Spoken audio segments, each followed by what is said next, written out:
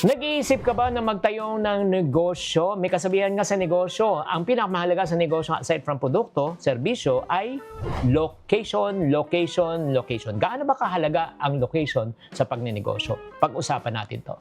Hi there, this is Singkitan, your pambansang wealth coach. Alam mo, aside from the business idea, puhunan, yung pagkatao mo, alam mo, napakahalaga talaga ng tinatawag natin na pwesto.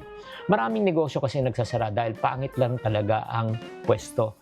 Katulad ng isang chef na kakilala ko, maganda ang kanyang pagkain, di ba? Pero ang problema, yung kanyang parking, yung pwesto po niya, ay 3 parking space lang.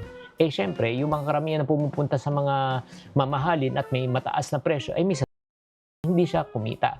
Kaya nga, una, bago ka talaga magtayo ng negosyo, tanungin mo yung sarili mo, malapit ba sa mataong lugar? Lalo na kung ikaw ay nasa retail or food business. Malapit ba to sa schools, sa church, hospitals, offices, transport terminal, o malls o palengke? Mas maraming tao, mas maraming foot traffic. Pangalawa, sino ba ang target market mo? Is it residential or commercial? Is it students or what we call as the BPO? Mas maganda talaga kung sino ang target mo, dapat nandun. Diba? Lalo na kung ikaw target mo residential area, dapat marami bang mga tao doon. Ang bagay sa mga residential area, convenience store, sari-sari store, laundry shop, water refilling station, pharmacy, salon. Kasi madalas siyang iniikutan at pinupuntahan.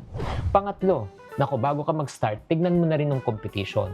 Diba? Tanungin mo, ano ba talaga ang hindi pa nasa-serve doon sa market na yon?